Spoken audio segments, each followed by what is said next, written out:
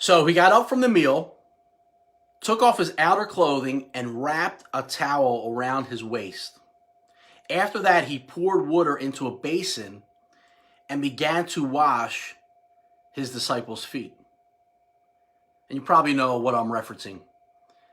And I want to talk about servant leadership versus self-serving leadership. And this is actually from John Maxwell's Leadership Promises for Every Day. Highly recommend it. Great devotional if you're into devotionals.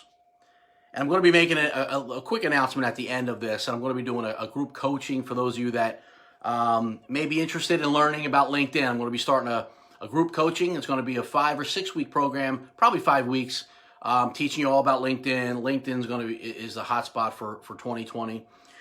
But in this quick training, I just want to talk about what it means to be a servant leader.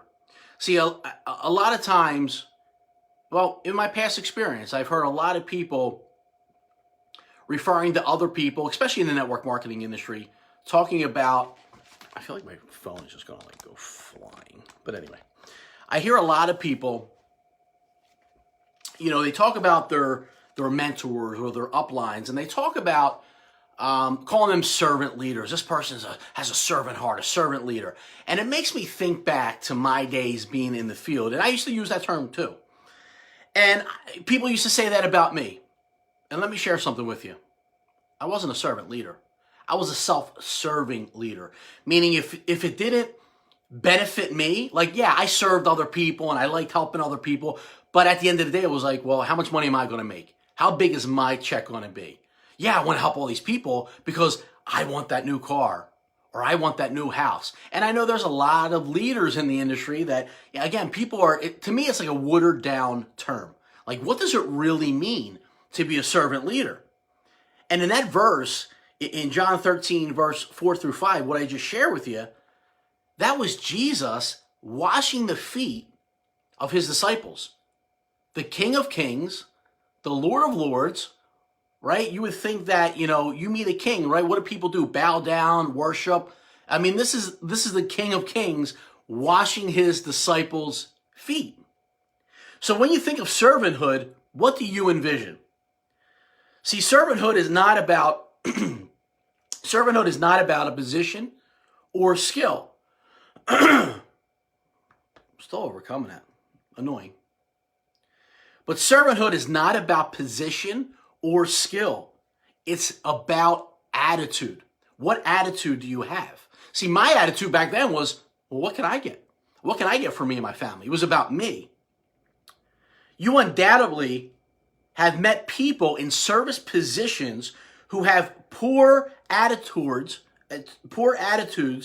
towards servanthood. And just as you can sense when a worker doesn't want to help people. How many times have you been in a store, and I was just in a situation the other day, right? I was in Lowe's. You're in line, there's a line, right? You're in a line, then you see another line, it's just as long, and you're like, oh, which line do I go in? And then you look around and you're like, there's 10 cashiers, lines, but only 2 are open. And I'm thinking to myself, number one, we live in a society where we don't want to be waiting. There is no reason that there are 2 lines, 2 cashiers open, when there's 10 available, but only 2 open. The line should never get long. And here's what drives me even more insane, is that you look around and you see people that are working there that aren't busy. See, to me, and I know not everyone's a servant leader, but to me, as I learned and I grew over the years, to me, I can't sit back and not jump on a register and not help move that line and get things going, right? That is what a leader does. A leader doesn't sit back and say, it's not my job, or I don't know how to do that. Maybe you don't know how to run a register. Well, you know what? You learn, you ask. Because there is no reason in 2020 that people are literally waiting in line, right? When there's 10 available cashiers, right? Cash registers, and there's only 2 lines open. Drives me insane. But, and there's some people, again, they just don't care about helping people, or it's not their job.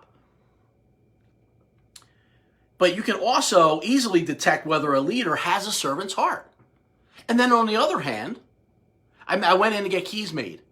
And there was a guy that was helping me get keys, and he was just super pleasant, super like, was helping me do something, and was just he went over above and beyond his call of duty and what his job description was. And we meet people in all walks of life that we just know that they have a servant's heart. And if you don't recognize this, you'll start to recognize it now, and you'll know the difference. See, but the truth is that the best leaders desire to serve others. Listen, I don't care if you're working at McDonald's, you're working at Lowe's, or you're building a multi-million-dollar business, right? We have self-serving leaders in all those areas, and then we also have servant leaders. And servant leaders desire to serve others, not themselves. And isn't that what Jesus did? See, true servant leaders, ready? Get this. True servant leaders put others ahead of their own agenda. See, back in the day, it was about my agenda. Yeah, I help people, but it was about my agenda. Are you putting people above your own agenda? And we've heard the saying that if you help enough people get what they want, you'll get what you want, right? Yeah, that's true. And that is the definition, in my opinion, of a servant leader. But how many people are, if you're going to be honest, and you don't have to comment here, but if I'm being honest, yeah, I was serving other people because I wanted to serve myself. My heart wasn't in it. My mind was, but my heart wasn't in it.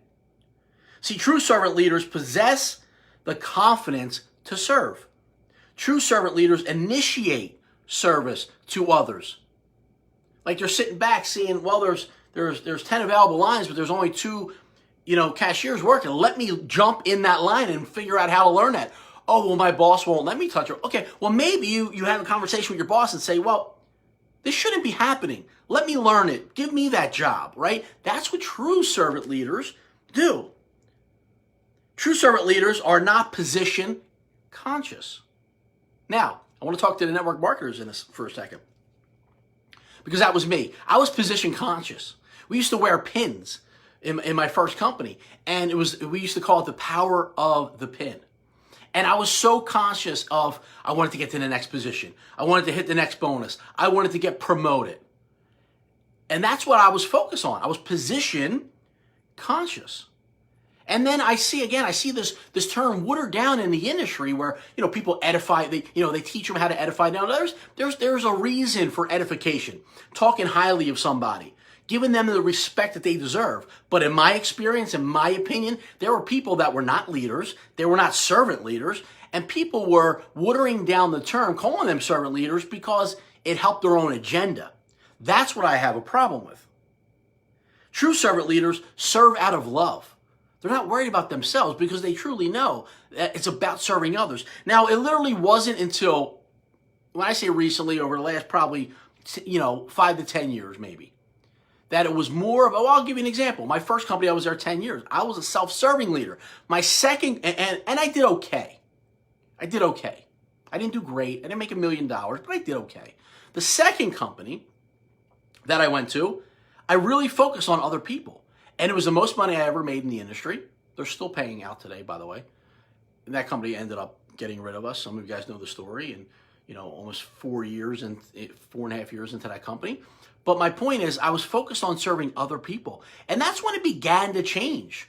Because I realized, now we've all heard it, right? We've all heard it's about serving others, help enough people get what they want, you're going to get what you want eventually. Yeah, we get all that. But when you're in a situation where financially you can't pay your bills, times are tough, you need to make this business work, that's why you joined, that was me, right? I was in school full time, had 2 kids, single parent, divorce issues, custody issue, all the craziness. I needed to make money. I wasn't, I'll help you. I'll go do a meeting or whatever. I'll talk to somebody for you. But it was about, at the end of the day, for me, it was about how much money could Mike make.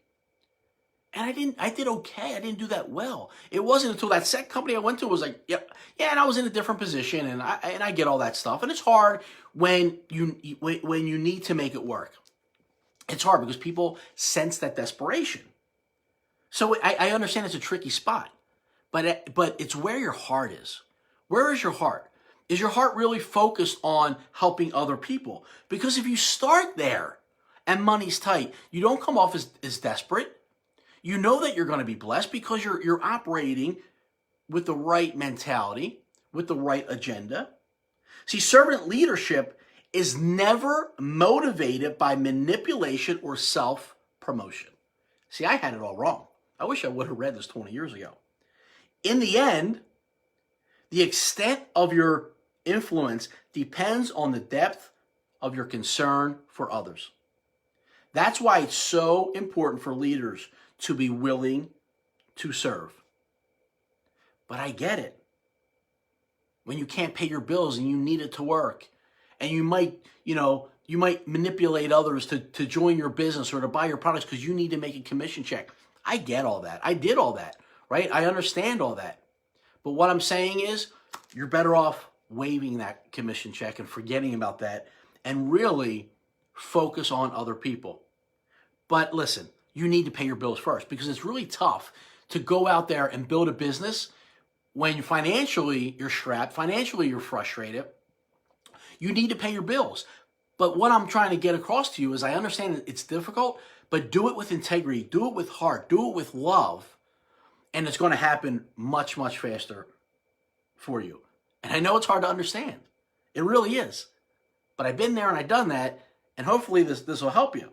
Because if you're building out of neediness and desperation, people will sense it, and they're not going to feel the love. So again, that's from John Maxwell's Leadership Promises for Everyday, one of my favorites.